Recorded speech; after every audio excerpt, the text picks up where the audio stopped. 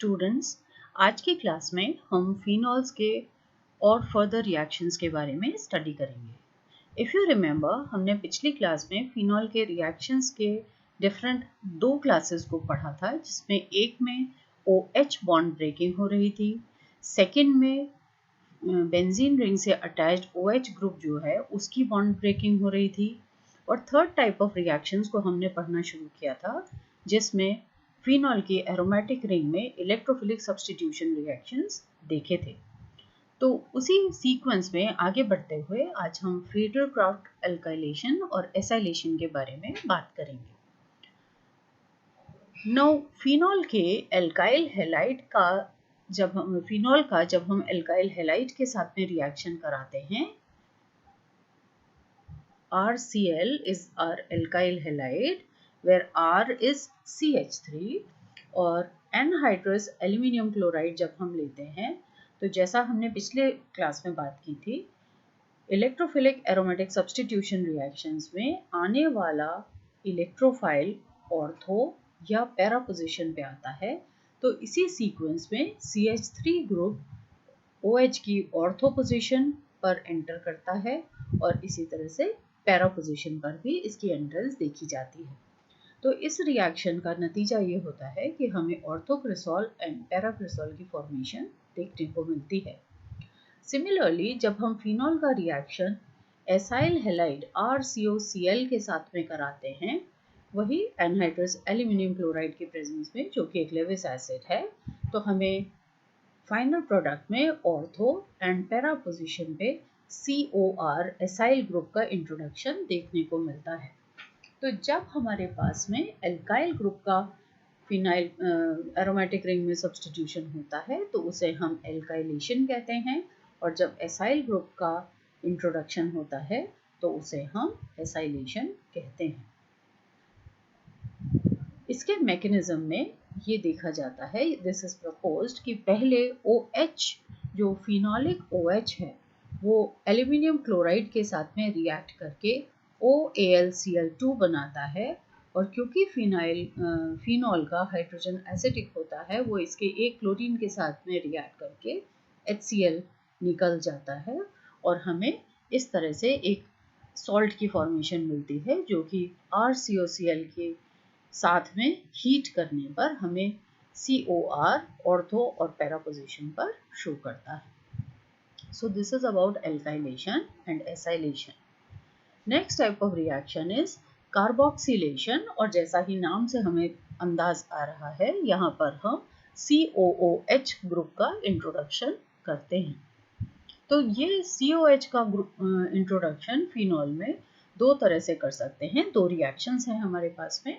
पहला रिएक्शन है Kolbe reaction या कोल्बे श्मिट रिएक्शन, जिसमें हम फिनॉल के सोडियम सॉल्ट के साथ में रिएक्शन कराते हैं। सोडियम फिनेट के साथ में ये रिएक्शन करवाया जाता है कार्बन डाइऑक्साइड के साथ में, जब हम इसे 125 डिग्री टेम्परेचर और लो प्रेशर यानी 4 to 7 रिड्यूस्ड प्रेशर पे, हम 4 to 7 एटमॉस्फेरिक प्रेशर पे रिएक्शन कराते हैं, तो ये देखा जाता है कि 2 हाइड्रोक्सी बेंजोएट या सोडियम सैलिसिलेट हमें मिलता है।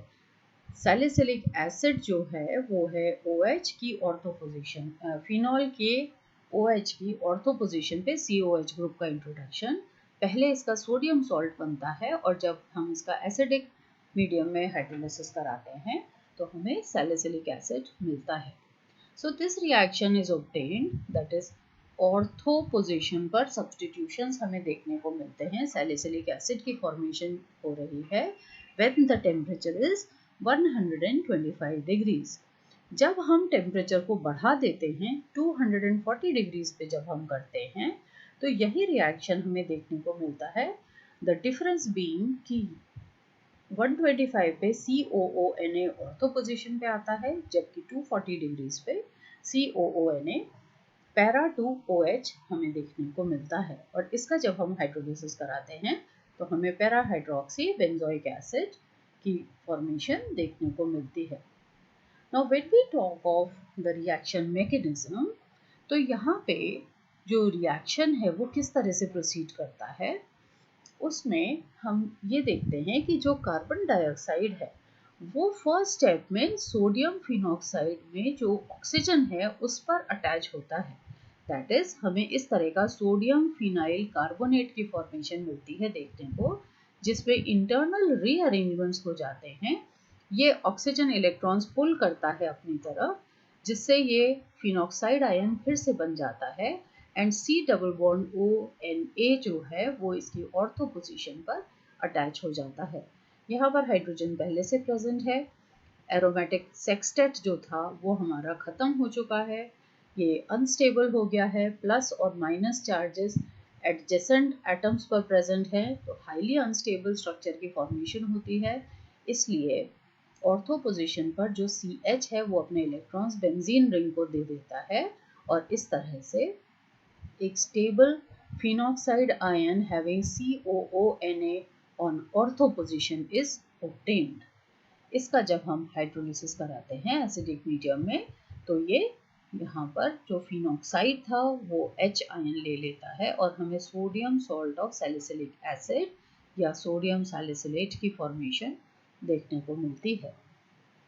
द सेकेंड रिएक्शन जहाँ पर कार्बोक्सिलेशन करवाते हैं वो है रीमर-टाइमन रिएक्शन, जहाँ पर हम फिनॉल लेते हैं, कार्बन टेट्राक्लोराइड लेते हैं एंड 4 मोल्स ऑफ KOH के साथ में जब रिएक्शन कराया जाता है तो सैलिसिलिक एसिड की फॉर्मेशन देखने को मिलती है।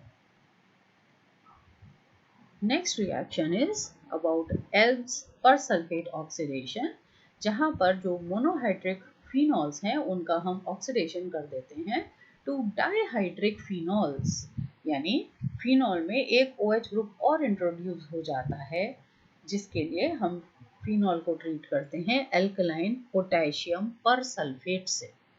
तो यहाँ पे हमने क्या किया है, हाइड्रोक्सिल ग्रुप का इंट्रोडक्शन किया है फिनॉल में, जिसे हम हाइड्रोक्सिलेशन कहते हैं।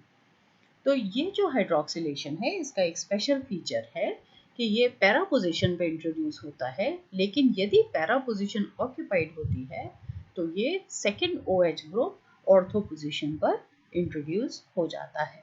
तो इस तरह से हमारे पास डाइहाइड्रोक्सी फिनॉल्स की फॉर्मेशन हमें देखने को मिलती है। So this is all for today, students, and in our next class we'll be talking about some other important name reactions in phenols, which are very important from the examination point of view. So please keep on studying, keep on practicing, and we'll meet in our next class.